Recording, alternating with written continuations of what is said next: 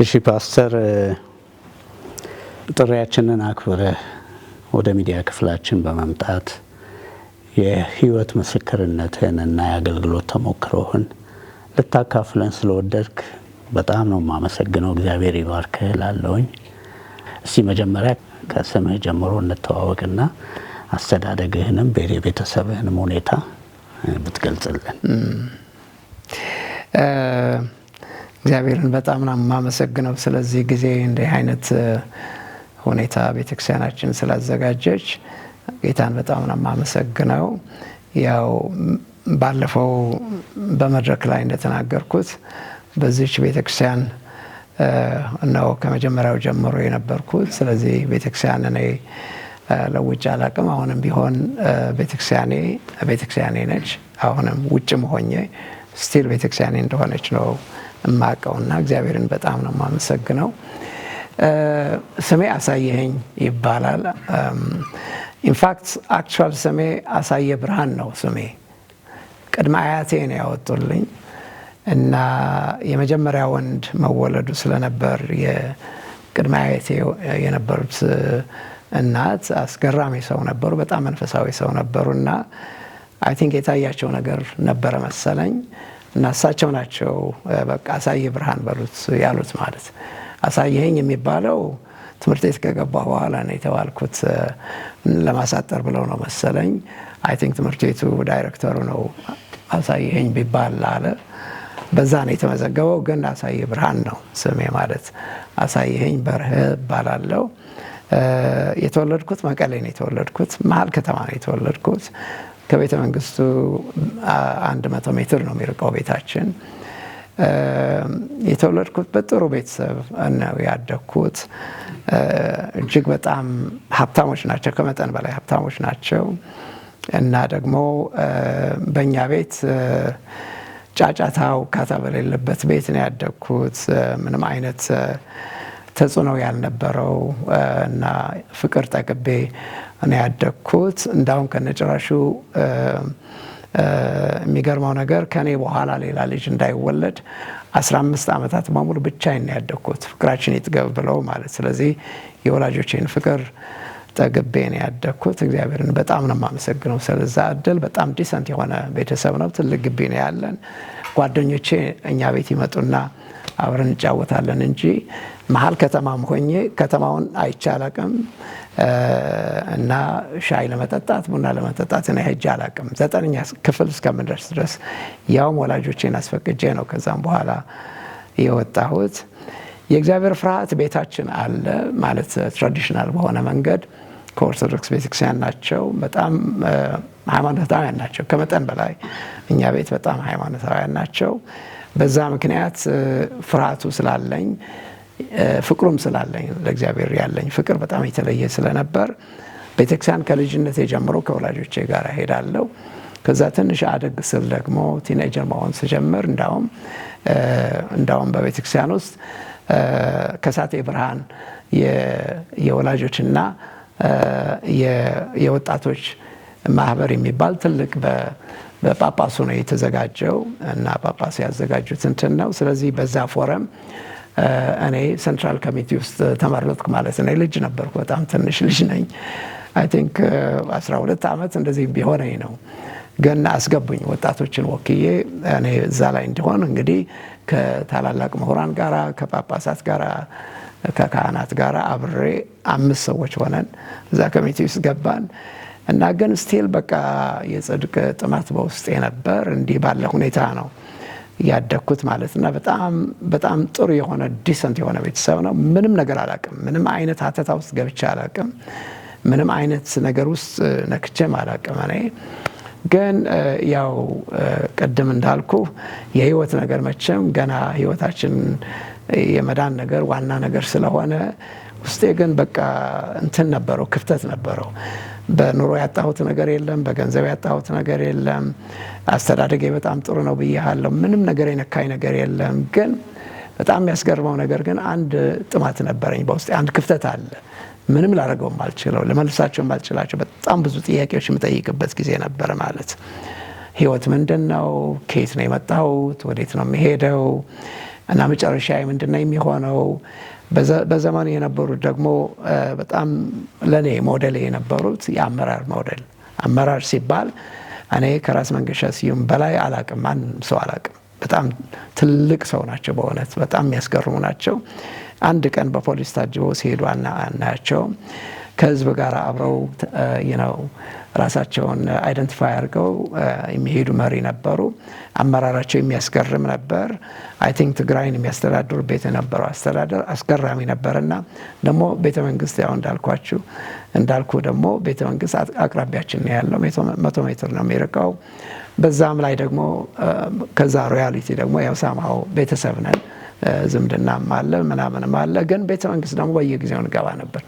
ሶ ሞዴል እሳቸው ናቸው። ሪሊ አመራር ማለት እኔ በቃ መመኘው የነበረው የእሳቸው አመራር በማየት ነው ያደግኩት ማለት እና ከጌታ በፊት እንደ ህይወቴን ኢንፍሉዌንስ ያደረጉትና ኢምፓክት ያደረጉት ራስ መንገሻ ስዩም ናቸው። በጣም ነው የማከብራቸው። ለእሳቸውም ነግሬያቸዋለሁ በኋላ አሁን አሜሪካ አብረን በምንኖርባቸው ዘመናትና እግዚአብሔርን በጣም ነው የማመሰግነው። ይሄ የሆነ ግን ስቲል ቅድም እንዳልኩት መሰረታዊ የሆኑ ጥያቄዎች ግን መመለስ የሚችል ማንም ሰው አልነበረም። ከሊቃውንቶች ጋር ተነጋግሬ ያውቃለሁ፣ ከቀሳውስት ጋር ከጳጳሳት ጋር ተነጋግሬ ያውቃለሁ።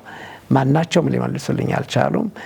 ስለዚህ እዛ ላይ ተንጠልጥሎ በነበረበት ሰዓት ነው ቲኔጀሬ የጀመርኩትና እስከ 15 ዓመቴ እንደዚህ ነው የነበረው። ስለዚህ በዛ ምክንያት በጣም ቦዘር ያደርገኝ ነበር፣ እንቅልፍ እስከማጣ ድረስ ማለት ምንም ያሳስበኝ ነገር የለም ብያለሁ። በኑሮ በምናምን በትምህርትም ደግሞ ሁልጊዜ ሃይስኩል እስከምጨርስ ድረስ ወይ አንደኛ ነኝ ወይ ሁለተኛ ነኝ። ስለዚህ አእምሮ የተባረከ አእምሮ ነው ጌታ የሰጠኝ። ምንም ያሳስበኝ ነገር እንዳውም በቃ አስተማሪዎች ሁሉ አይደነው ፎር ሳም ሪዝን ምህረት ይሰጠኝ ነበር። ሁሉም ይወዱኛል፣ በጣም ነው የሚያከብሩኝ። አክቹዋሊ ልክ እንደ ጓደኛቸው አድርገው ነው የሚያዩኝ። ባትች ግን ማንም ሊመስልኝ አልቻለም እና ውስጤ ይገላበጥ ነበር። እዛ ላይ ነው የነበረው አስተዳደጌ። ይሄን ይመስላል። 3 እህቶች አሉኝ ከኔ በኋላ ማለት ነው። የኔ ታናሽ እንግዲህ በ16 ዓመት ነው መበልጣት ማለት። ከዛ በኋላ ግን 3 ዓመት ነው የሚበላለጡት። 4 አሉኝ፣ 3 እህቶች አሉኝ እና 1 ወንድም አለኝ ማለት ነው። እና ይሄን ይመስላል። እናቴ በህይወት አለች፣ አባቴ ከሞተ ቆይተዋል። እናቴ አሁን በጌታ ነች። በቅርብ ጊዜ ነው በኋላ መጣበታለሁ። በጌታ ነች አሁን። እግዚአብሔርን በጣም ነው የማመሰግነው። በ83 ዓመቷ ራሷ ደውላልኝ ጌታን መቀበል ፈልጋለሁ ብላ ነው ወደ ጌታ የመጣችው። እዶዝ የሚራከው ቤተሰቦቼም በጠቅላላ አሁን ያለፈው ዓመት መጥቼ በነበረበት ጊዜ 1 ሳምንት ነው የቆየሁት። በ1 ሳምንት ጊዜ ውስጥ በሙሉ ቤተሰብ ተገልብጦ ወደ ጌታ መጣ። ከ56 ዓመት ጸሎት በኋላ ማለት አምና እና ስለዚህ አሁን 1 ዓመታቸው ነው። አስገራሚ ነው የሆነው። በፍጹም የማይታሰብ ነው። የህብረተሰብ ወደ ጌታ ለማምጣት በጣም ቀላል አይደለም። እግዚአብሔር ግን መቼም ጸሎትን ይሰማል እና አንተ እመን አንተና ቤተሰቦችም ትድናላችሁ የተባለው ቃል የተፈጸመበት ጊዜ ነበርና እግዚአብሔርን በጣም ነው የማመሰግነው። እንደዚህ ይመስላል እንትኑ ገጽታው። ጥሩ እንትን ነው ለኢንትሮዳክሽን። ጥሩ ጥማትን መቼ ተወጣ? ወደ ጌታ መንፈሳዊ ጥማት መንፈሳዊ ረሃብ እንዴት መጣ? መቼ መጣ?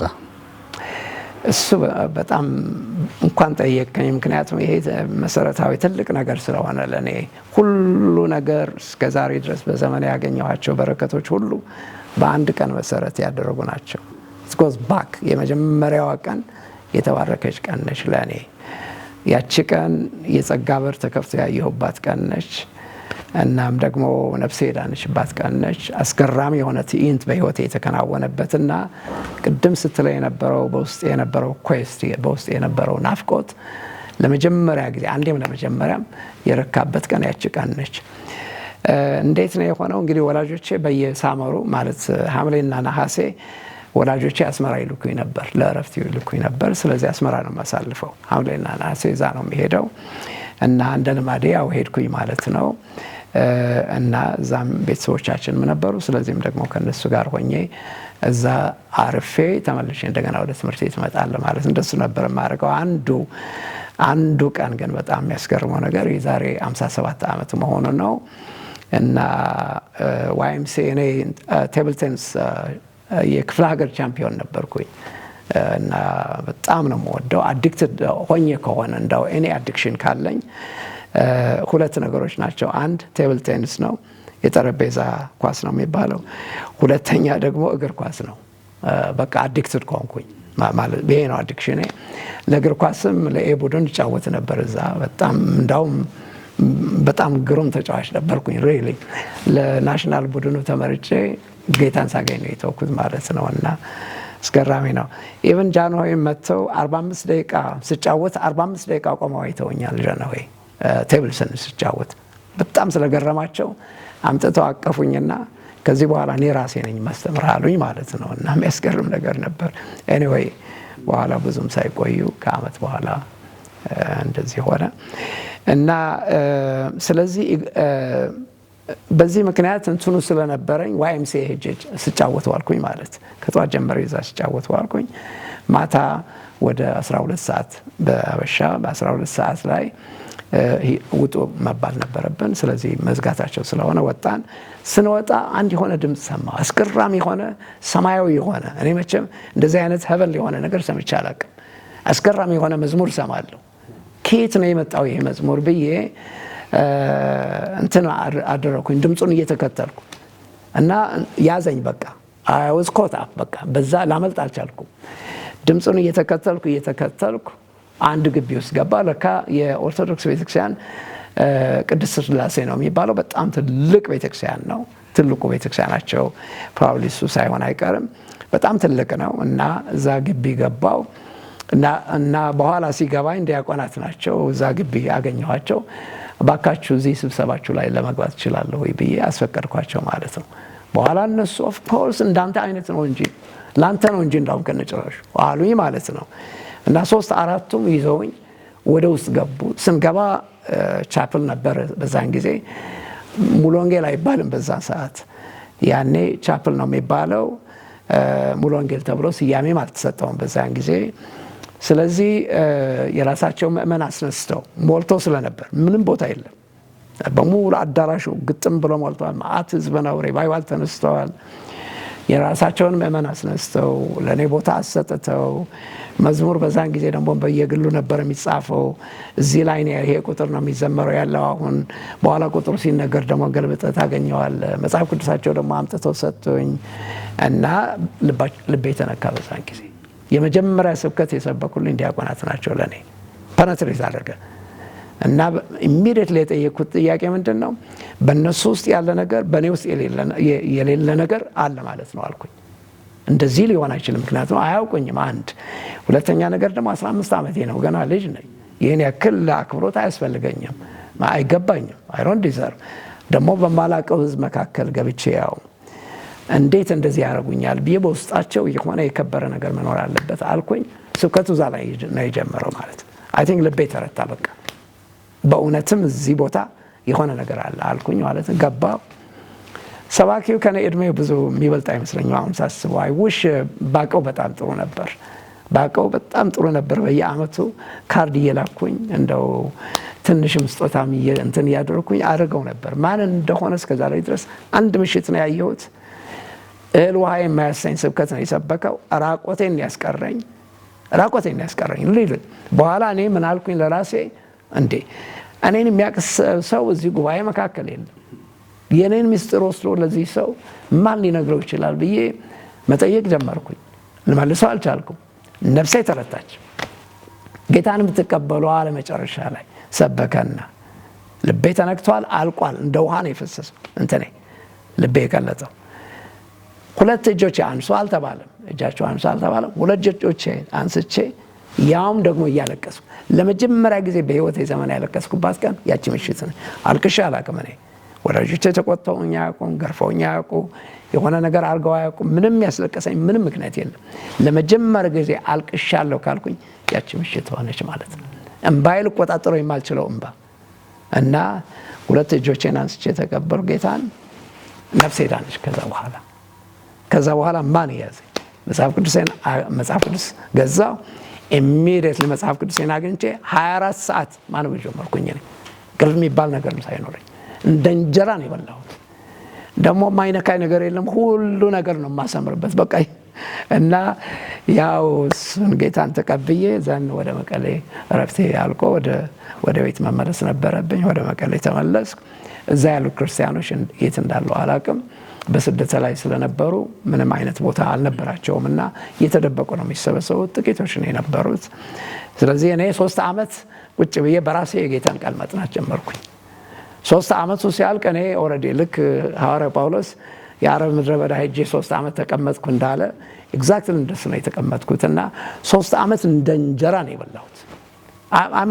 እኔ እንደዚህ መቼም በዘመኔ እንደሱ በየዘመናቱ ቢመጣ በጣም ጥሩ ነበር። አስገራሚ የሆኑ ዘመናት ናቸው እነዚህ፣ ልረሳቸው የማልችላቸው። 5 መጽሐፍ ቅዱሶችን ጨርሻለሁ። ምክንያቱም እያሰመርኩ ያብጣል እንትን እጨርሳለሁ። የማላሰምርበት ነገር የለም። ደግሞ ሁሉ ነገር ነው የሚነካኝ፣ ሁሉ ነገር ነው የሚነካኝ እና እንደዛ ሆነ። ከ3 ዓመት በኋላ ነው ክርስቲያኖች ያገኘኋቸው። ሳገኛቸው ኦልሬዲ በስያለሁ ውስጤ ሁሉ ነገር ገብቶኛል። የጌታ አሰራር ወርጥህና ይቅርታ ተመልሰ 3 ዓመት ስትቆይ ቤተሰቦች ወላጆች ምንም አይነት ፍንጭ አልነበራቸውም? እንኳን አነሳው። በጣም እንዳውም በጣም ትልቁ ስደት የመጀመሪያው ስደት ያጋጠመኝ ከ2 አንግል ነው። አንደኛው ቤተሰቦቼ ናቸው እና ቤተሰቦቼ አያቴ በጣም የተከበሩ ስለነበሩ በአገር ደረጃ የሚታወቁ ነበሩ። በራስ መንገሻ ሲሆን በጣም የቅርብ እንትን ናቸው እና ደግሞ በሁሉ ዘንድ የተከበሩ ናቸው። እጅግ በጣም ሀብታም ናቸው። ስማችን አስጠፋ ተባልኩኝ። ጉባኤ ተጠራ፣ የቤተሰብ ጉባኤ በጠቅላላ አጎቶቼ፣ አክስቶቼ፣ ዘመድ አዝማድ በሙሉ ተጠሩ። ቤተሰብ በሙሉ ትልቅ ጉባኤ ተጠራ እና በፊታቸው አያቴ ስቲል አስታውሳለሁ ያሉኝን ነገር እና የዚህ ቤተሰብ ስም ምን ያስጠፋው የሌለ ሃይማኖት ነው ያመጣው። ስለዚህም ደግሞ ከዚህ የተነሳ የቤታችን ክብር ነክተሃል እና 2 ምርጫ አለ አሉኝ። አንድ ምርጫው ለቤተሰብ ታዘህ ይህንን የጀመርከውን ሀሳብ መካድ፣ የጀመርከውን ሃይማኖት መካድ እና መተው፣ ካልሆነ ደግሞ ከዚህ ቤተሰብ ጠቅላላ እንፍቃለን። ከምንም አይነት ቤቶች ርስት ጉልት የሚባል ነገር ከነጨራሹ ከቤተሰብ ትወጣለህ አሉኝ። እንዳውም ኢቨን እዚህ ቤት አትኖርም አሉኝ ማለት ነው። ወላጆቼ ቤት የራሴ ቤት ነው ግን ደግሞ አትኖርም አሉኝ። ስለዚህ 2 ምርጫ አለ አሉኝ እና እኔ በዛን ጊዜ መቼም መንፈስ ቅዱስ የጥበብ ቃል ይሰጣል አይደለ? በዛን ጊዜ ኢቨን ልጆችን ብንሆን ስቲል ጌታ ለራሱ ክብር ሲል እና እግዚአብሔር ጥበብ ሰጠኝ። ያልኳቸው ነገር ምንድነው? ይነዋት እኔ ሀብታችሁም ንብረታችሁም ገንዘባችሁም አንድ ቀን ተመኝቼም አላቅም። and I don't care ጌታን ካገኘሁ በኋላ ከናንተ ጋር አልሆን it doesn't matter ለኔ ጉዳይ አይደለም። የናንተ ገንዘብ ቤሳ ምታከል የናንተ ንብረት ቤሳ ምታከል ነገር ነው ያልፈልግም። እኔ ጌታን አግኝቼዋለሁ በቂ ነው ለኔ። ከሱ በላይ ደግሞ እናንተ አትበልጡብኝም። ይልቁንም ቢያሆን ወንጌል መስበክ ጀመርኩኝ ማለት ነው። በጣም ተናደዱ። በጣም እኔ በዛን ቀን የነበረው ኮሞሽን የነበረው ውካታ በጣም ቀላል አልነበረም። ግን ወንጌል መስበክ ነበረብኝ። ይሄን ጌታ ያስፈልጋቸዋል፣ ያለዚህ ጌታ የትም ልደርሱ እንደማትችሉ አውቃለሁ አልኳቸው። ስለዚህ እኔ የአባቶቼን አምላክ ነው ያመለኩት፣ የአባቶቼ አምላክ ነው ያከበርኩት። ይህንን ጌታ ነው በህይወት ያስተናገርኩት። ይህንን ጌታ ተው ብትሉኝ በዘመኔ ላደርገው የማልችለው ነገር ነው። ከዚህ በኋላ መመለሻ የለኝም። አምዳን ከዛ በኋላ ውጣ ተባልኩኝ ማለት ነው። ከቤት አስወጡኝ። ስለዚህ ተደብቃ አንዲት አክስቴ ተደብቃ ወጥቼ ሄጃለሁ። አሁን መኖሪያ የለኝም። ልጅ ነኝ፣ ገና ሃይስኩል አልጨረስኩም። ማይንዲዮ 9ኛ ክፍል ነኝ አክቹዋሊ። ስለዚህ በዛን ጊዜ ነው በቃ በጣም አስጨናቂ ነገር ነበር። ግን ያቺ አክስቴ ተደብቃ ሄዳ ከነሱ ተለይታ ማለት ነው መታኔን እኔ ቤት ነው የምትኖረው፣ በድብቅ አኖርሃለሁ፣ ማንም ሰው አይነካም ብላ እሷ ለ1 ዓመት እሷ ቤት ነው የተቀመጥኩት ማለት አንድ እሱ ነው።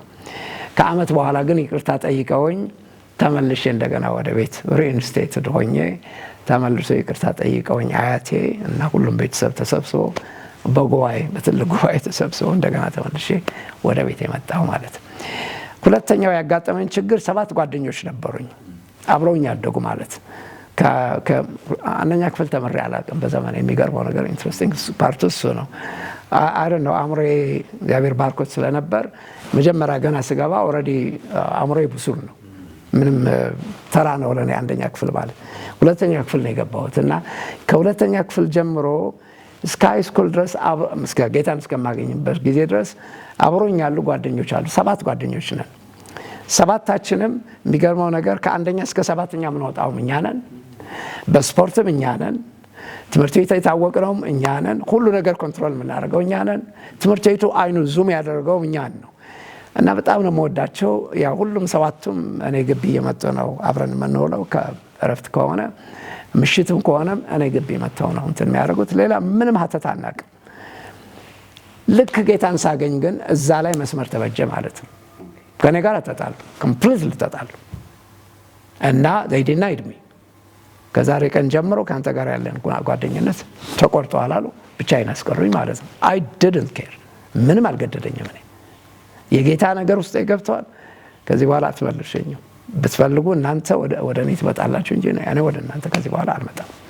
ስለዚህ 7ቱም ጓደኞቼ ያው ጥለውኝ ሄዱበት ጊዜ ነበር። 7ቱም ግን የሚገርመው ነገር በህይወት አልኖሩም። 7ቱም ሃይ ስኩል ሳንጨርስ ያው የዚህ ጎሪላ ፋይተር ተጀመረ። ጎሪላ ፋይተር ሆነው ወጡ። ቲፒኤልኤፍ አሁን የተባለው እና ከነሱ ጋር ወጡ። 7ቱም በረሃ ላይ ነው የሞቱት። ኦንሊ ኤግዚስት ማድረገው እኔ ብቻ ነኝ። የሚያሳዝን ነገር ነው እና እግዚአብሔርን መቼም በጣም ነው የማመሰግነው። በዛን ጊዜ የሰጠኝ ጸጋ እና ምህረት በጣም ያስገርማል ማለት። እነዚህ ሁለቱ ጥግ የሆኑ ነገሮች አጋጥመውኛል ማለት በተግዳሮት አንጻር ኤርሊ ስቴጅ ላይ እምነቴን ሊያናወጥ የሚችል የነበረ ነገር ነው። ግን ጌታ አጸናኝ ማለት። ከ3 ዓመት በኋላ እንደገና ከቅዱሳን ጋር ተገናኘ። በፊት ተደብቀው በየእንትኑ ነበር። አሁን ወደ ገሃድ ወጡ። ከዛ በኋላ ተገናኘ። ከነሱ ጋር የነበረስ ህይወት እንዴት ነበር? አይ ቲንክ እኔ ይቅርታ አድርጉልኝ ብዙ አብያተ ክርስቲያናት አይቻለሁ አይደለ።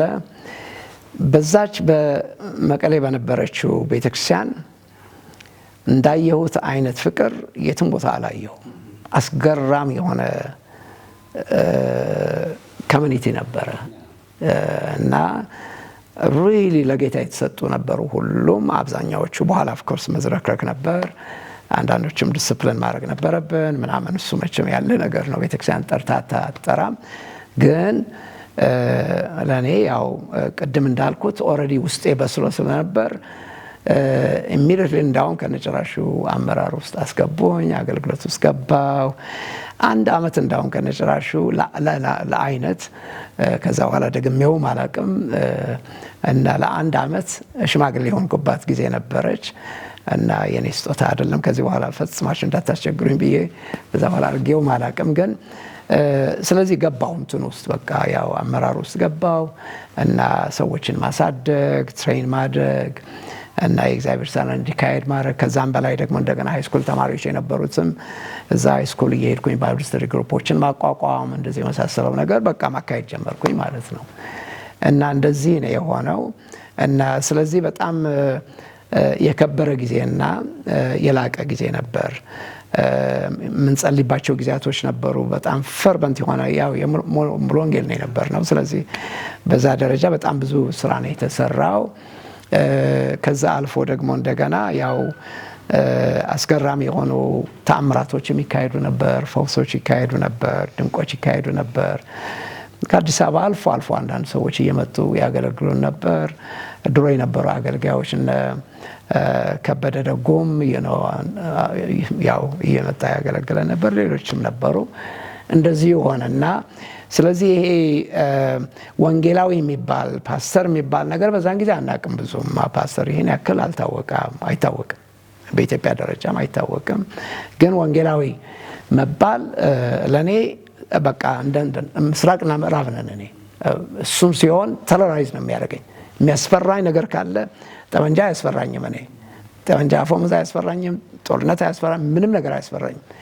የሚያስፈራኝ የነበረው ነገር ምፈራው ነገር ካለ ወንጌላዊ የሚለው ነገር ግን ሲመጣ ምክንያቱም ሳስበው ዘመንን በሙሉ ለጌታ ቤት መስጠት ማለት it's not a joke በጣም ትልቅ የከበረ ጸጋ ነው ብዬ ስለማምን ነው አክብሮት ስላለኝ ነው ስለዚህ በእኛ መሃል ወንጌላዊ አልነበረም unfortunately ይሄን ያክል ሞዴል የሚሆን ሰው ማላየውም ለፉል ታይም ሚኒስትሪ ወጥቶ እንዳው በህይወቱ ያሳየን ሰው አልነበረም ግን እፈራለሁ ሁሉ ጊዜ እና I think ያቺን ፍርሃት የማይቶ ነው መሰለኝ አንድ ቀን ያው ጌታ የሚገናኝበት መንገድ ፈጠረ ማለት ስለዚህ እንደዚህ ሆነ በዚህ መሃል እንግዲህ የመጀመሪያ ስራዬ ማለት እናቴ አሁን በዚህ ጊዜ እንግዲህ ደርግ መጥቷል ቤተሰቦቻችን በሙሉ የነበራቸው ንብረት ተወስዷል ቤቶቹ በሙሉ ተወርሷል እርሻው በሙሉ ተወርሷል የነበረው ሃይ ሌቨል የሆነ ኑሯቸው በሙሉ እንዳለ ታች ወርደዋል ስለዚህ በዚህ ጊዜ እንግዲህ ለእናቴ ቀኝ እጄ ለመስጠት እንዲያመቸኝ ለረዳትም እንዲመቸኝ ብዬ ስራ መግባት አለብኝ ብዬ አሰብኩኝ ዩኒቨርሲቲ በነገራችን ላይ ዩኒቨርሲቲ አለፍኩኝ ማትሪኮ አለፍኩ ዩኒቨርሲቲ መጣሁ እና ዩኒቨርሲቲ ኢንጂነሪንግ ለማጥናት ነው የመጣሁት እና ደግሞ ከለርፉል በሆነ ነው ያለፍኩት ምንም ችግር አልነበረብኝም አካዳሚካሊ ብያለሁ እና አዲስ አበባ መጣሁ አናስገባህም አሉ ማለት ነው ምክንያቱም በጠይቃቸው ምንም ኤክስፕሌን ሊያደርጉልኝ አልቻሉም በኋላ እኔ እግዚአብሔር እሱን ማድረጉ አስገራሚ ነገር ነው አይ ቲንክ ጌታ መቼም ክፉን ወደ መልካም ይለውጣል አይደለ ዩኒቨርሲቲ በገባ ኖሮ አይ ዶንት ቲንክ በዚህ በእግዚአብሔር ስራ ውስጥ ተመጣጣሉ ብዬ አላስብም ምናልባትም ጠፋ ነበር ምክንያቱም አእምሮዬ በጣም ተባርኳል ብያቸዋለሁ አጥልቄ ሄድ ነበር አይ ቲንክ እቸገር ነበር ብዬ ነው የማስበው ሰማው እግዚአብሔር ራራልኝ በዛን ጊዜ በሩን ዘጋ ማለት ተመልሼ ወደ መቀሌ ተመለስኩኝ ስመለስ በኋላ ስራ መፈለግ ነበረብኝ ስፈልግ ኢፒድ የሚባል ድርጅት ነበር ኢፒድ የሚባል ድርጅት የአሜሪካ ድርጅት ነው ግን ከእርሻ ሚኒስትር ጋር አብሮ የሚሰራ ድርጅት ነው ግን አሜሪካን ድርጅት ነው ሶስት ገባሁ ማለት ነው ተቀጠር 10 ሆነን ተቀጠርን ማለት ነው 10 ሰዎች ነበር አንድ ወር አልቆየንም አይ ቲንክ እና ስራዬን ሲያዩት በፍጹም ማመናቀታቸው አለቆቼ ማለት ስለዚህ አለቃ አደረጉኝ የነዚህ 10 ማለት በጣም የሚያስገርመው ነገር እሱ ነው ምን እንዳየውን ያላቅም እና አመራር የሚባለው ነገር ከመጀመሪያው ነው ጌታ ፈልጎ ሲያገኘኝ የነበረው እኔ አላቅም ሪሊ በእውነት የኔ ምርጫ የኔ ሐሳብ ወይም ደግሞ የኔ ችሎታ ሆነ አይደለም አይ ቲንክ የጌታ ምህረት ነው ብዬ ነው የማስበው አለቃ አደረጉኝ አም ክርስቲያን ስለዚህም ደግሞ ፌስፉሊ በዛ ስራ ላይ ብዙ ስራ ተሰራ በኋላ ዘመቻ የሚባል ነበር የዘመቻ ጣቢያ የእድገት በህብረት የመጀመሪያው እድገት በህብረት ይመለከተኝ ነበር እኔ ምንም እንኳን ሃይ ስኩል ብጨርስም ይመለከተኝ ነበር ስለዚህ አለቆቼን አልኳቸው እኔ መሄዴ ነው ስለዚህ ከዚህ የተነሳ አስተናብቱኝ አልኳቸው ማለት ነው እነሱ በምንም ተአምር አንለቀም እኛ ደርግን እናስፈቅዳለን ደሞዝ እየሰጠን እዚህ ነው የምትጨርሰው ዘመቻውን አሉኝ ማለት ነው እና እኔ መዝመት ፈልጋለሁ አልኩኝ for some reason ሊያደናቸው የፈለጋቸው ነፍሳት ስለነበሩ ጌታ በእውቀት ነው በኋላ ሲገባኝ ነው እኔ ኢንሲስት አደረኩኝ በፍጹም እሄዳለሁ አልኩኝ እኔ እንደ ለአገሬም ኮንትሪቢዩት ማድረግ ፈልጋለሁ ለአገሬ አስተዋጽኦ ማድረግ ፈልጋለሁ አትሊስት እቺን ምታክል እንኳን ነው ምታክል ነገር ማድረግ ፈልጋለሁ አልኳቸው እያዘኑ እንዳውም እንባቸው እያቀረረ ተሰናበቱኝ ማለት ዘመቻ ሄድኩኝ ዘመቻ እንግዲህ እንደ ዘማች ነው የሄድኩት እና 40 የዩኒቨርሲቲ ተማሪዎች አሉ 60 የሃይ ስኩል ተማሪዎች አሉ 100 ናቸው ዘመትኩኝ አዝማች የነበረው ሰው ገና አንድ ሳምንትም አልሞላም ሰካራም ነበር በጣም ብዙ ገንዘብ አጠፋ ማለት ወዲያው ደርግ አባላት መጡ ዋናዎቹ ደርግ አባላት መጡ እና እሱን ዲስካርድ አደረጉ አስወጡ እሱን ከዛ በኋላ እንትን ማድረግ አለብን ብለው ሲያስቡ የሚገርመው ነገር ከ100ዎቹ መካከል እኔን መረጡ ማለት ነው እኔን መረጡና በኋላ ደግሞ ተማሪዎችን ጠይቃቸዋል ማን እንደሚፈልጉ የኛ ፍላጎት ይሄ ነው ይሄ ሰው ነው እነሱን ደግሞ እንጠይቃቸው ሲሉ ተማሪዎቹ ደግሞ 100% እኔን አሉ ማለት ነው አይ ቲንክ በጌታ መሆኔን ያውቃል ሰው ሁሉ ያውቃል ክርስትናዬ ግልጽ ነው ስለዚህ በቃ እሱ መሆን አለበት ተባለ እኔ አዝማች ሆንኩኝ ማለት ነው ስለዚህ ዘማች ሆኜ ሀገረ ሰላም የሚባል ነው ተንቤን የሚባል ቦታ ሀገረ ሰላም ነበርኩኝ አሁን ምን ይሆናል እዛ ላይ ነው የጌታ ስራ የጀመረው አስገራሚ የሆነ የጌታ ስራ የጀመረው እሱ ላይ ነው ከመቶዎች መካከል አሁን አዝማች ነኝ እኔ አሁን። ስለዚህ ስንት መቶ ሺህ ገንዘብ ራን አረጋለሁ፣ ጠቅላላ እንትኑ ኮንትሮል አረጋለሁ፣ ተማሪዎችን አሰማራለሁ። ልማቱ በጣም በሚያስገርም ሁኔታ ሄደ። ሁሉም ተማሪዎች ደግሞ የሚገርመው ነገር ይታዘዙልኛል። በጣም ትልልቅ ነገሮች ነው፣ ትልልቅ ራእዮች ደቨሎፕ አደረግኩኝ። በጣም የሚገርም አይነት ህዝቡ እንዳለ ተገልብጦ ወደደን። ይሄ ነው በማይባል ሁኔታ እግዚአብሔር ምህረት ሰጠኝ። ከተማሪዎች መካከል ደግሞ ከመቶዎች መካከል 30ዎቹ ወደ ጌታ መጡ። 30ዎቹ ወደ ጌታ ሲመጡ ምን አደረግኩኝ? እኔ ሚሽን ኤጀንሲ ነበር እዛ። ክሊኒክ ብቻ ነው ያላቸው፣ የሞተ ሚሽን ኤጀንሲ ነው። የወንጌል ነገር የሚሽን ነገር የላቸውም። ግን ቦታ ስጡኝ አልኳቸው። ማለት ቦታ ሰጡኝ። እግዚአብሔር ይባርካቸው። ቦታ ሰጡኝ፣ አዳራሽ ሰጡኝ። ያ አዳራሽ በቃ ለእናንተ ነው አሉ። በየሳምንቱ እያመጣሁኝ እነዚህ ቻፕል ጀመርኩ። ማለት 30ዎቹ ዲሳይፕል አደረኳቸው፣ አንዳንዶቹ ማጠመቅኳቸው። 30ዎቹ አሁን ፓስተሮች ናቸው። ዛትስ ኢንትረስቲንግ ፓርት። የመጀመሪያው እፍታ ማለት ነች እቺ ጅማሬ ላይ እንደዛ ሆነ። እግዚአብሔርን በጣም ነው የማመሰግነው። ትልቅ ስራ ተሰራ። ዘን ከዚህ ስራ ከወጣ በኋላ እንደገና ተመልሶ ያው ይሄ ዘመቻው አለቀ። ስራዬን አጠናቀቅኩ፣ አስረከብኩኝ። ተማሪዎችን ወደ የቦታቸው ላኳቸው። ትራንስፖርቴሽን ሰጥቼ በደንብ ገንዘብ ፋንድ ነበረኝ። እሱን ሁሉ አድርጌ ጨረስን። ማለት ዘመቻው ሲያልቅ ዘን ትንሽ ቆይቼ ደግሞ እንደገና መንግስት እንደገና ተመልሶ ጠራኝ። ስለዚህ ደግሞ ሹመት ሰጠኝ ማለት ነው። I had to be involved። እኔ የማላምንበት አይነት መንግስት ነው የነበረው። የኔ እምነትና የነሱ እምነት በፍጹም ሰማይና ምድር ነው፣ ምስራቅና ምዕራብ ነው። የአቴይስት የማያምን ካህድ የሆነ መንግስት ነው የነበረው። እኔ በጌታ ነኝ ያለሁት። በሰማው ሸሙኝ እና በዛ እንግዲህ ስራ ጀመርኩኝ ማለት ነው። በጣም ቀላል አልነበረም። ሪሊ በጣም ፈታኝ የሆነ ብዙ ነገር ነው የነበረው። በዛ እንግዲህ አንድ አውራጃ ያክል ነገር ማስተዳደር ማለት ኢትስ ኖት ኤ ጆክ። ብዙ ነገሮች ኮስት የሚያደርግ ነገር ነበረበት። ብዙ ጊዜ ከሞት ተርፌ ያለውኝ። ደርግ ራሱ ከ5 ጊዜ በላይ ሊገድሉኝ ብዙ ጊዜ ሞክረው እግዚአብሔር እየጋረደኝ ሰማው ከዛ ወጥቻለሁ። ተንቤን ተመልሼ ነው የሄድኩት። እዛ በነበርኩበት ጊዜ ጎሪላ ፋይተሮች በዛን ጊዜም ገብተው ብዙ ነገር ሆነዋል። ቤቴ ፈርሷል፣ ቢሮዬ ተቃጥለዋል። ሶን ግን በሚራክል ጌታ በመሃላቸው አወጣኝ። አስገራሚ የሆነ ነገር ነው የሆነው። then ወደ ሁለት አውላሎ የሚባል ሄድኩኝ። እዛም ደግሞ በጣም ብዙ ነገር ነው የሆነው። ዘን በሌሊት መጥተው ከ200 በላይ የሚሆኑ ቤቴ በሙሉ ተቃጠለ። ከ500 በላይ ቀላ ተገኘ። ሰራተኛ 12 ጥይት ተመታች። አብረውኝ የነበሩ ክርስቲያኖችም በጥይት ተመቱ። በስንት ሕክምና ውጭ ሄደው ብዙ ሰርጀሪ ተደርጎ ዳኑ እንጂ እንደዛ ነበረ። ከአንድ ቀን በፊት ግን ጌታ ውጣ አለኝ። ጌታ ተናግሮኝ ነው የወጣሁት እንጂ ያው እኔን ፈልገው ነው የመጡት። ከተማው በሙሉ ብዙ ነገር አጠፉ። ብዙ ነገር ነው የሆነው። አንድ ቀን ግን በዛ ስራ ላይ ያለውኝ የሚያስገርም ነገር ሆነ። ማለት ይዘውልኝ የነበረው መንግስት ይዘውልኝ የነበረው ሆቴል ነበር።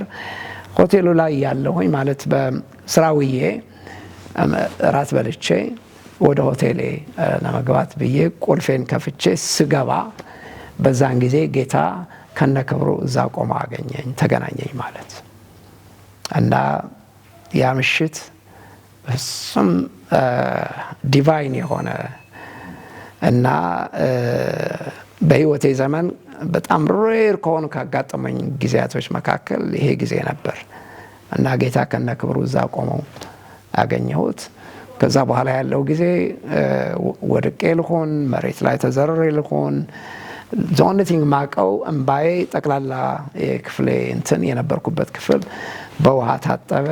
ሙሉ ሌሊት ነው አብሮኝ የቆየው እና ሙሉ ሌሊት ደግሞ ሲናገረኝ ነው ያደረው እና ማለዳ ላይ 12 ሰዓት ነው ከኔ የተሰወረው መጨረሻ ላይ ያቺ ጊዜ ጌታ የተናገረኝ ነገር እንዳው ለማሳጠር ብዙ ነገር ነው እዚህ ልናገራቸው ማልችላቸው በጣም የከበሩ ነገሮች ናቸው የተናገረኝ ማፕ አፕ አደረገልኝ ጠቅላላ የሚሄድባቸው ዘመናት በሙሉ ሊደረግ ያለው ነገር በሙሉ በዛን ጊዜ ነው ማስተር ፕላን የሰጠኝ ማለት እና ያ ማስተር ፕላን በጣም የከበረ ማስተር ፕላን ነው ዩኒክ የሆነ ማስተር ፕላን ነው አሁን እየሄድኩባቸው ያሉት አገሮች በሙሉ ያየኋቸው በዛን ጊዜ ነው በዛች ምሽት ናሬት ያደረገልኝ ሲናገረኝ የነበረው የት ቦታዎች የት አህጉሮች እንደሚሄድ ሁሉ ያሳየኝ በዛን ጊዜ ነበር አስገራሚ ጊዜ ነበር ስለዚህ ጠርቻለሁ በክብሬም ደግሞ አቆምሃለሁ ስሜንም ደግሞ ታስከብራለሁ ዓለማትን በሙሉ አሳልፌ እሰጥሃለሁ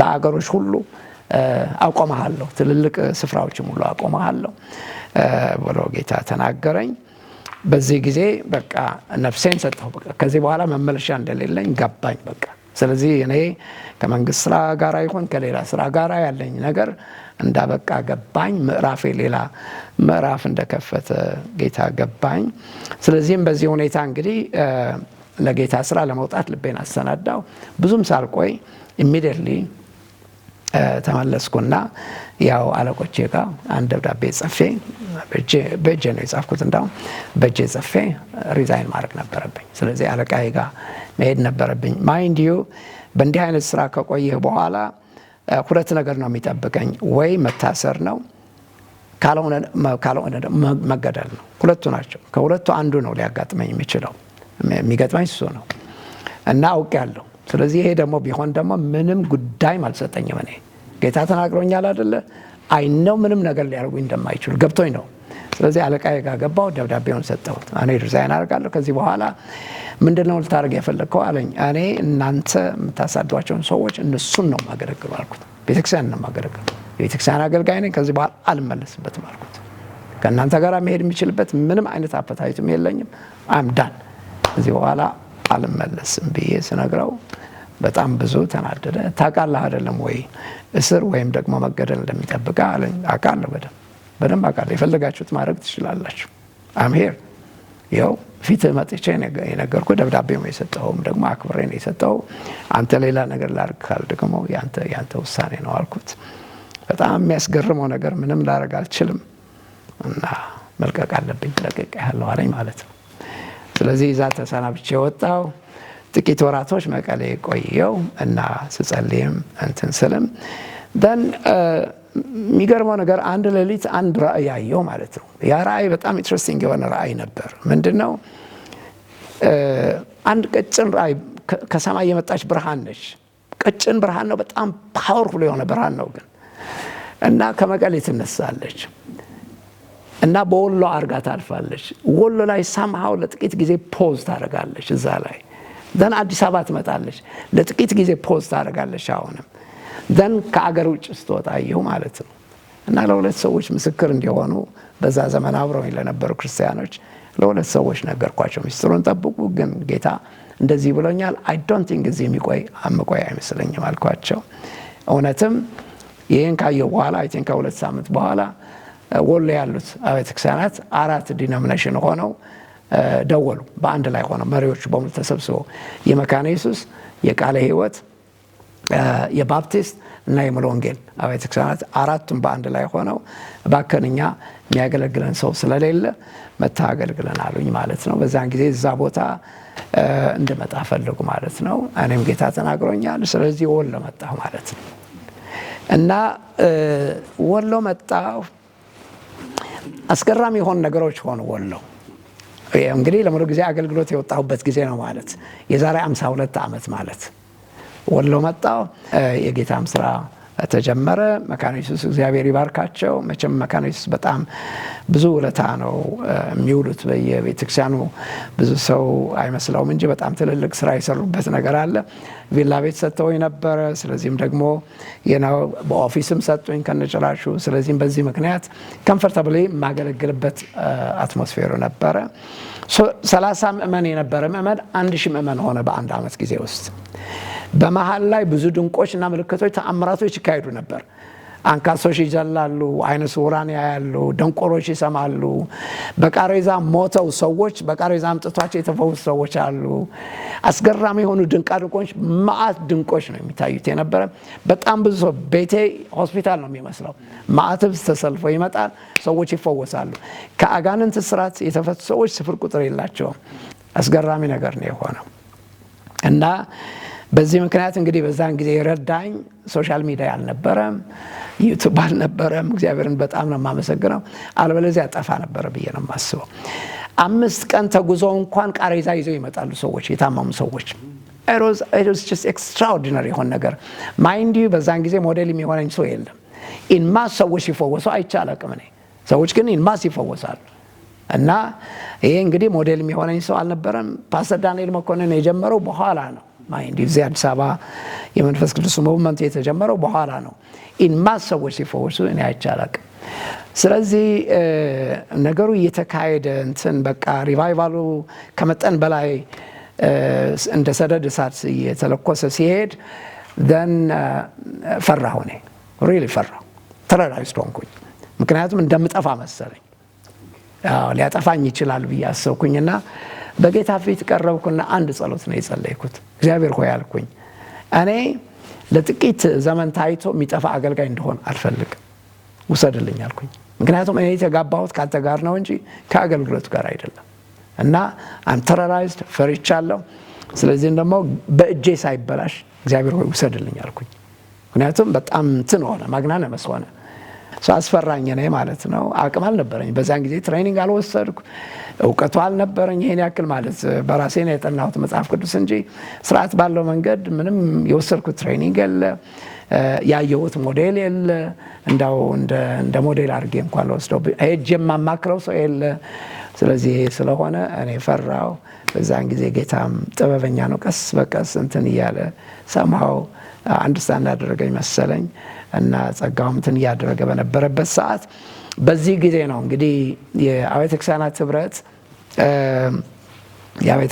ህብረት እንትን ለማድረግ ፈለጉ። ምንድነው የሚባለው? የገነት ቤተክርስቲያን ሲኒየር ፓስተር የሚሆናቸው ሰው ይፈልጉ ነበር። አብያተ ክርስቲያናት ህብረት እኛ ፈልገን እናገኝላቸዋለን፣ ሾምላቸዋለን ብለው አብያተ ክርስቲያናት ህብረት ቦርድ ያዘው ማለት።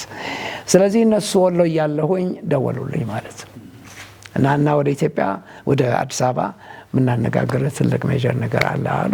ስለዚህም ደግሞ ጋብዘውኝ አመጡ እና መጥቼ ነገሩኝ ማለት የዚህ ቤተክርስቲያን ሲኒየር ፓስተር እንድትሆን እንፈልጋለን፣ የገነት ቤተክርስቲያን እና 1 ወር ያቸውና ጌታ ከተናገረ ልብ ካረፈ ዘን ሲኒየር ፓስተራቸው እንድትሆን እንሾማለን አሉኝ። 1 ወር እዛ ቆየው፣ ሳገለግላቸው ቆየው። ጌታ ግን እንዳታረገው ተጠንቀቅ አለኝ እና አያቱ ተልዘም ለአብያተ ክርስቲያናት ህብረት ጌታ እንደዚህ ብሎኛል፣ እኔ ከዚህ በላይ መሄድ አልችልም፣ ይቅርታ አድርጉልኝ ብዬ 1 ወር ካለቀች በኋላ ወጣሁ ማለት ነው። ኢሚዲየትሊ አዲስ አበባ መሆኔን ሲሰሙ የኢባሱ ቦርድ ሰሙ። ኢሚዲየትሊ በዛው ተሰብስበው ጌታ ተናገራቸው፣ ወዲያው ጋበዙኝ ማለት ነው። እና ብዙ አብያተ ክርስቲያናት ያው በየሄድ ኦፊሳቸው እንደሆን ፈልገው ነበር። ቃለ ሕይወት ፈልገው ነበር። መካነ ኢየሱስ አንድ ዲፓርትመንት ሄድ እንደሆን ፈልገው ነበር። ቄስ አዲሳ ይደውሉልኝ ነበር በዛን ጊዜ። ወርልድ ቪዥንም ፈልገው ነበር። ሌሎችም እንዲሁ 12ኛው ኢባሱ ነው ማለት። ኢባሱ ግን በጣም አስገራሚ ነገር ነው። እኛ የተማሪዎች ስራ ነው የምንሰራው። ሃይ ስኩልና ዩኒቨርሲቲ ተማሪዎች ናቸው፣ ዩኒቨርሲቲ ግራጁዌትስ ናቸው። ባጀት የለንም፣ ምንም ነገር የለም። ግን አገልግሎት ይኸው፣ ሜዳውም ይኸው፣ እንትኑም ይኸው ብለው ነገሩኝ ማለት ነው። ጌታም ተናግሮኝ ስለነበር ጆይን አደረኩኝ ማለት እና ኢባሱ እንግዲህ ምንድነው ኢቫንጀሊካል ስቱደንትስ ዩኒየን ኦፍ ኢትዮጵያ ነው የሚባለው። በዩኒቨርሲቲ ተማሪዎችና በሃይ ስኩል ተማሪዎች በዩኒቨርሲቲ ግራጁዌትስ መካከል የሚያገለግል ድርጅት ነው እና በአይነቱ የተለየ ድርጅት ነው። በጣም ንጹህ የሆነ ድርጅት ነው እስከማውቀው ድረስ። በዓለም ላይ አይ ቲንክ እንደዚህ አይነት የጠራ ስራ የሚሰራ ያለ አይመስለኝም። ደግሞም ፕሮባብሊ አይ ዶንት ኖ ታሪኩ ምን ያህል እንደምታውቀው አላውቅም እንጂ ለአብያተ ክርስቲያናት ህብረት መመስረት ለመመስረት ምክንያት የሆነው ኢባሱ ነው። ምክንያቱም ተማሪዎቹ በየካምፓሳቸው የነበረው ፍቅር ይዘው ወደ ቤተክርስቲያኖቻቸው ሄዱ። እርስ በርሳቸው ለመቀራረብ ምንም አልተቸገሩም። አብሮ ለመጸለይ፣ አብሮ ለመስራት፣ አብሮ ለማገልገል በዛ ምክንያት ነው ቤተክርስቲያናት ህብረት ለመቋቋሙ ምክንያት የሆነው እና ትልቅ አስተዋጽኦ አለው ማለት ኢቫሱ ሲባል ለቤተክርስቲያናት ህብረት ባለውለታ ነው። ትልቅ ስራ የተሰራበት ነው እና ብዙ ትውልድ ደግሞ የተቀረጸበት ነው። እንዳውም ምናልባት አታውቁ ይሆናል ግን በአገሪቱ ላይ ከ60% በላይ መሪዎች በናሽናል ሌቨል ይሁን በኢንተርናሽናል ሌቨል ይሁን በሎካል ደረጃም ይሁን 60% መሪዎች በኢቫሱ ያለፉ ሰዎች ናቸው።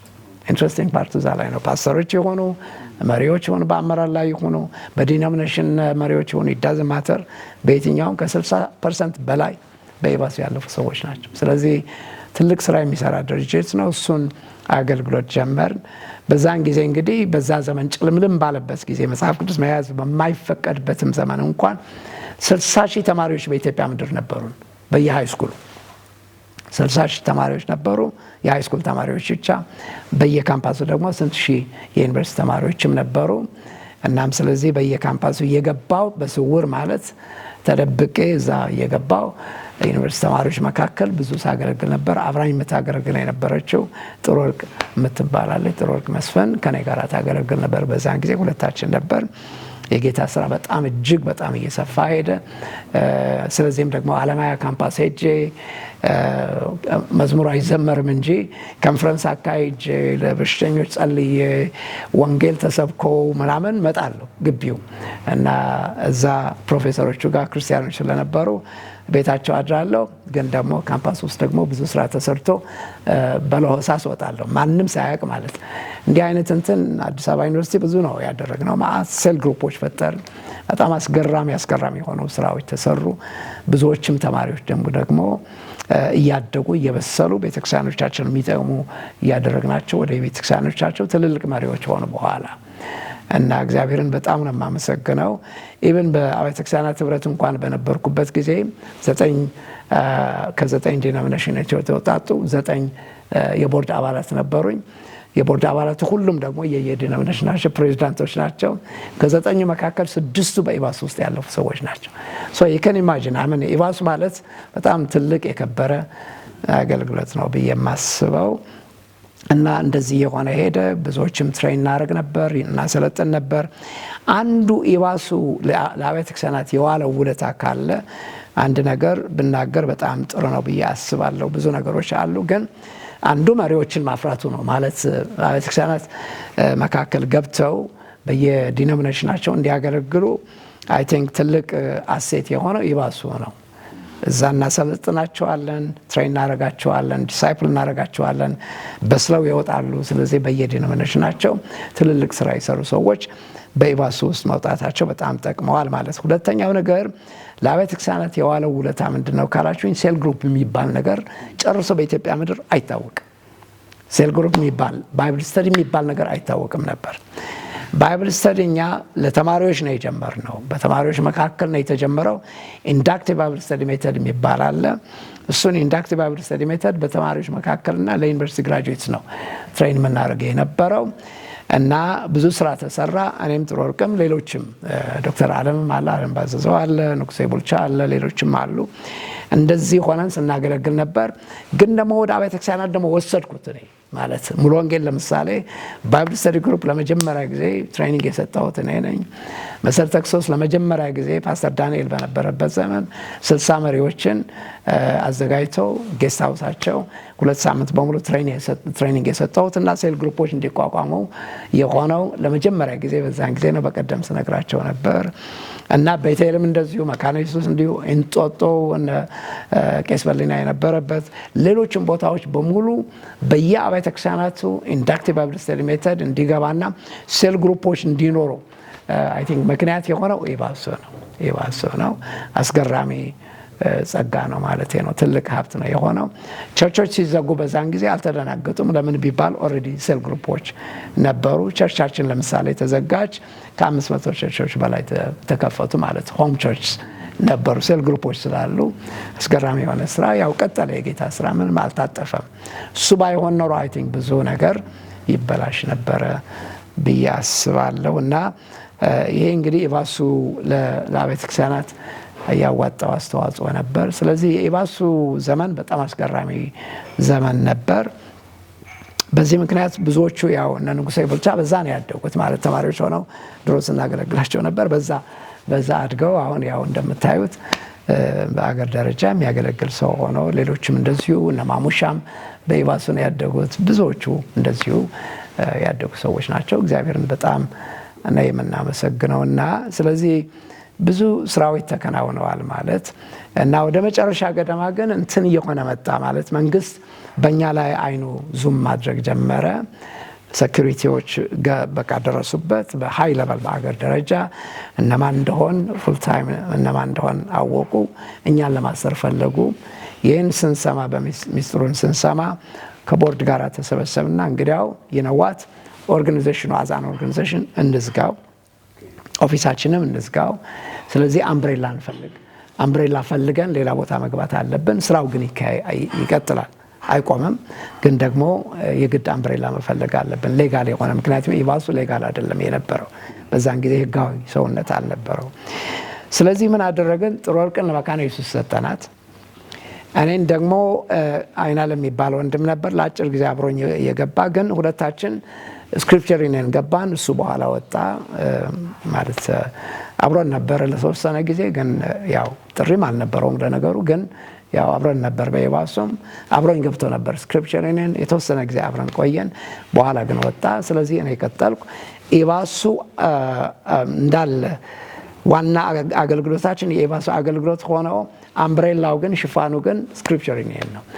በስክሪፕቸር ኢኔን ደረጃ ብዙ የመሪዎች ጉባኤዎች እየጠራን ፓስተሮችን ትሬን እናደርጋለን፣ ክርስቲያን ራይተርስ ትሬን እናደርጋለን፣ ወንጌላውያንን ትሬን እናደርጋለን፣ የሳንዴይ ስኩል አስተማሪዎችን ትሬን እናደርጋለን ምናምን። ይሄ ሽፋኑ ነው። ዋናው ነገሩ ግን የኢባሱ አገልግሎት ግን እንዳለ እያማረበት እየጎለበተ ሄደ። ብዙ ስራም ተሰራ። እግዚአብሔርን በጣም ነው የምናመሰግነው። አይ ቲንክ በኋላ ያው የሚገርመው ነገር በዚህ መካከል 1980 ላይ ኮኔክት ላደረገው ነው በሁለተኛው ምዕራፋችን የምንመጣበት 1980 ማለት በፈረንጆች በአበሻ 72 ዓመተ ምህረት እድሉ የመጣው ለቃለ ሕይወት ነው የመጣው ለናሽናል ቸርቹ ምንድነው ካምፓስ ክሩሰድ ይባላል ወይም እዚህ ግሬት ኮሚሽን ይባላል እና ካምፓስ ክሩሰድ ባካችሁ ወይ 2 ወይ 3 መሪዎችን ላኩልን እናሰለጥን እንፈልጋለን ብለው ስኮላርሺፕ ሰጡ ማለት ነው። ስለዚህ ቃለ ሕይወት ያስቡና 2 ሰዎች ከራሳቸው አደረጉ። ከኛ በፊት እንትና ሄዶ ነበር ማለት ሽመልስ ወዳጆ የሚባል ነበር ወንጌላዊ ነበር እዛ ገጃ ቃለ ሕይወት እሱን ላኩት። የመጀመሪያው ትሬን የሆነው እሱ ነው። ከዛ በኋላ እኔና ፓስተር አብርሃም ዮሴፍ የሚባል የህብረት አምባ ፓስተር የነበረ ማለት ነው እነ ፓስተር ግዛቱ ከነጎሳይ በፊት የነበረ ፓስተር አብርሃም ዮሴፍ ይባላል። እሱና እኔን ደግሞ ከኢባሱ ባክን ከኢባሱ ብትሆንም ባክን እኛ በቃ እድሉ ስለተሰጠን እንድትሄድልን እንፈልጋለን አሉ። ስለዚህ እሺ አልኩኝ። ለ4 ወር ትሬኒንግ ሄድኩኝ ማለት ነው። ትሬኒንጉ አልወደድኩትም። ኢትስ ጀስት ቬሪ ሻለው በጣም እንደዚህ አይነት ሻለው የሆነ ብስለት የሌለው ትሬኒንግ አጋጥሞኝ የማያውቅም በዘመኔ። በጣም ጥሩ አልነበረም። አይ ዲድንት ላይክ ኢት ቶታሊ 4 ወር ምንም በቃ ልቤ ሳያርፍ ነው የመጣው። ጥሩ አልነበረም ትሬኒንጉ። አልወደድኩትም። ለነሱ የነገርኳቸው ነው የምነግራቸው ያለሁት እና እነሱ ሀሳባቸው ምንድነው ሶስታችን አምጥተው ከሽመልስ ወዳጆ ጋር ሆነን እኔና አብርሃም እና ሽመልስ ወዳጆ እዚህ መተን ግሬት ኮሚሽን ለማቋቋም እንድንችል ነው ዋና ሀሳባቸው የነበረው። እና ኤኒዌይ እዛ በነበርኩበት ጊዜ በ4 ወር ጊዜ ውስጥ እኔ ተማሪዎች በየዩኒቨርሲቲ የነበሩ ተማሪዎችን ኦርጋናይዝ አደረኩኝ ማለት እኔ ከኢባሱ አይደለ ሄድኩት። በየዩኒቨርሲቲው በየኮሌጅ የነበሩ ተማሪዎችን አስተባበርኳቸውና ህብረት እንዲያቋቁም አደረኩኝ ማለት ነው። ተማሪዎች ስላችሁ እነማን ናቸው? ለምሳሌ ነጋሽ አሰፋ አለሙ ለምሳሌ እና ሞክሪያ ለምሳሌ ሞክሪያም ተማሪ ነበር። ተስፋውን አግደው ቤተክርስቲያናችን ቼርማን የነበረ በድሮ ዘመን እና ደግሞ እነ ባደግ አሁን ፕሮፌሰር የሆነው እነ ዶክተር አለማየሁ አሁን አሜሪካ ያለው አስቻለው እነዚህ የመሳሰሉ ተማሪዎች ነበሩ። ብዙ ተማሪዎች ናቸው። እነ በለጠ እዚህ ያለው ብዙ ተማሪዎች ነበሩ። እነሱን በሙሉ አስተባብሬ ሴንትራል ኮሚቴ አቋቋምኩኝ ማለት ነው። ስለዚህ የሚገርመው ነገር በአመቱ ማግናነመስ የሆነ ኮንፈረንስ ያዘጋጁና ከዚያ በኋላ ወደ ቤተክርስቲያንነት ተለወጠ። ስለዚህ 1980 ነው እዛ ሄጄ ለመጀመሪያ ጊዜ ተክሎ የተተከለው ማለት። ከዛ በኋላ እንደ ማሽሩም እንትን አደረገ። ከተማው የሚውጥ ነገር ሆነ። በጣም ትልቅ ቤተክርስቲያን ተቋቋመ ማለት ነው። ተመልሼ እንደገና 1984 የዛ ቤተክርስቲያን ፓስተር ሆንኩኝ ማለት ነው። ከዛ በኋላ ያለውን ናሬት አደርጋለሁ። ግን ስለዚህ ወደ ግሬት ኮሚሽን ልምጣና ወይም ካምፓስ ክሩሰድ ልምጣና ትሬኒንጉ ጨረስን። የሚገርመው ነገር with the highest excellence ነው የጨረስነው። ስንጨርስ ከአፍሪካ ከመጡ በሙሉ ከዓለማት ከመጡ ሰዎች በሙሉ the highest excellence አዋርድ የተሰጠን ለሁለታችን ነው፣ ለእኔና ለአብርሃም ፓስተር አብርሃም ነው። የሚገርም ስራ ነው የሰራ ነው። ትልቅ ስራ ነው የተሰራው። ጌታ ይመስገን። ወደ ኢትዮጵያ መጣንና ሽመልስ ወዳጆ አብርሃምና እኔ ሆነን ሶስታችንን ግሬት ኮሚሽን የሚባለው ያቋቋም ነው። ስለዚህ መጀመሪያ ሲቋቋም ድራፍት አድርገን ኮንስቲቱሽኑ ባይሎ አዘጋጅተን ስትራክቸሩ አዘጋጅተን ባጀቱን አዘጋጅተን ለመጀመሪያ ጊዜ ኦርጋናይዜሽን እንደ ኦርጋናይዜሽን ያቋቋም ነው ሶስታችን ነን። ሽመልስ ወዳጆ ብያለሁ፣ አብርሃም ዮሴፍ አለ፣ እኔ። ከዛ እነሱን ተውኩና እኔ ይባሱ ነኝ ያለሁት፣ አልመለስበትም ከዚህ በኋላ ከእናንተ ጋር አልሆንም፣ ግን ኦርጋናይዜሽኑ ይጀምር ብለን ሽመልስ ወዳጆ ፉል ታይም ሆነ ማለት ነው። እንደዛ ነው የተጀመረው ግሬት ኮሚሽን ማለት በኢትዮጵያ ውስጥ አመሰራረቱ እንደዛ ነው። እና እግዚአብሔርን በጣም አመሰግናለሁ እስከዚህ ድረስ። አይ ቲንክ ምናልባት ከዛ በኋላ ወደ አብያተ ክርስቲያናት ህብረት ነው የመጣው ወይስ በመሀል አለ ሌላ? እዚህ መጣው ኢትዮጵያ አይደለ፣ ተመለስኩኝ። ከናይሮቢ ተመለስኩኝ። ያው የኢቫሱ አገልግሎቴን ቀጠልኩ።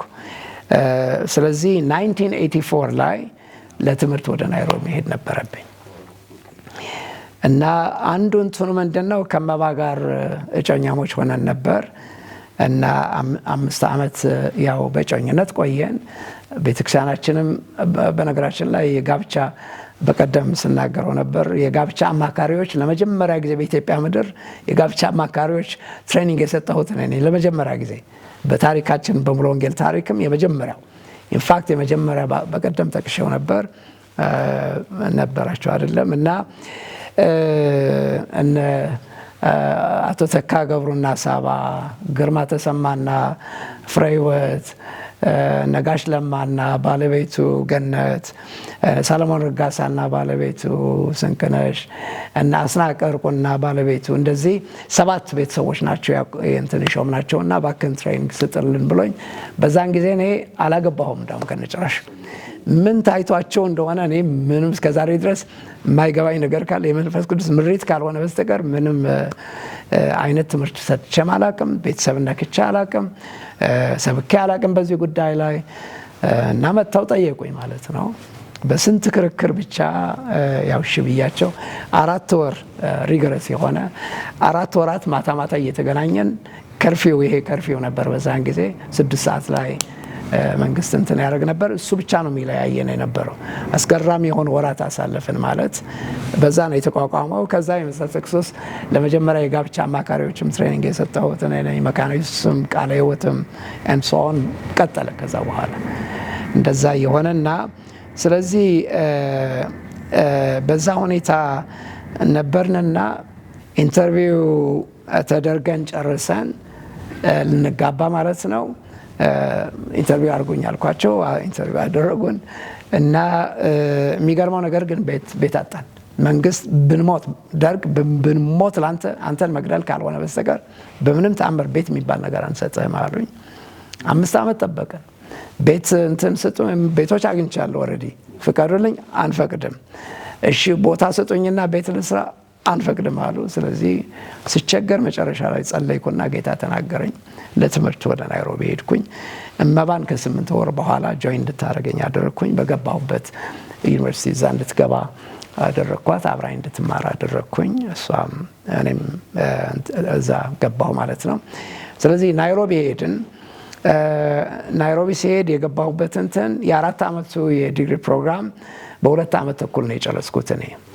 በ2 ዓመት ተኩልም ሆኖ ያውም ደግሞ ፉል ታይም ፓስተር ሆኜ ፉል ታይም ተማሪ ሆኜ የ4 ዓመቱ በ2 ዓመት ተኩል ነው የጨረስኩት። አጨራረስ ደግሞ ሃይስት ኤክሰለንስ ነው የጨረስኩት። አዋርድ ተሰጥቶኝ በጣም የሚገርም ዩኒቨርሲቲ በጣም ነው እንትን የሆኑት። በፍጹም ሊገባቸው እንኳን አልቻለም። ይሄ ሁሉ ስራ እየሰራ ማለት የጌታ ስራ ስንት እየተሰራ ግን ያው ጨረስኩኝ። መባም አድቫንስ ዲፕሎማ እሷም ጨረሰች እና በኋላ የዴይስታር ዩኒቨርሲቲ ገባች እሷ። ከዛ የቸርቹ እንግዲህ አገልግሎት እዛ የጀመርኩት ስለነበር ከዛ የተነሳ ስመጣ ወዲያውኑ ሲኒየር ፓስተር ሆኜ አገልግሎቴን ጀመርኩ ማለት ነው። እና በጣም አስገራሚ ስራ የተሰራበት ዘመን ነው እሱ ዘመን። ምክንያቱም በኢትዮጵያ ምድር ታይቶ የማይታወቅ በዛን ጊዜ በሄድንበት ጊዜ እስከ 1987 ድረስ ሬፊጂ የሚባል ነገር አይታወቅም። ከኢትዮጵያ የወጣ ሰው በሬፊጂ ሆኖ የመጣ ሰው የለም። ወይ በትምህርት ነው ወይ በስራ ነው የሚመጡት ኢትዮጵያውያን እንጂ ሬፊጂ ሆኖ የመጣ ማንም ሰው አናውቅም። እና ስለዚህ እኔ 1987 ላይ መጀመሪያው ዲግሪ እንደጨረስኩኝ ለማስተርስ ፕሮግራም ዊትን ኮሌጅ የሚባል አለ እና በጣም የተወደደና የታወቀ ዩኒቨርሲቲ ነው። አሜሪካ ስኮላርሺፕ እነ ዶክተር ብልግርሃም እኛ ካቨር እናደርጋለን ከነ ቤተሰብ አሉኝ።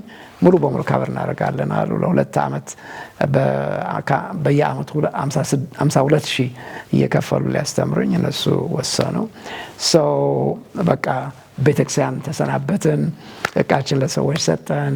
ቤተክርስቲያን ወጥቼ ደግሞ ህዝቡን ተሰናበትኩ። ከዛ በኋላ ጌታ አይሆንም አለኝ። አርፈ ተቀመጥ አለኝ ማለት ነው።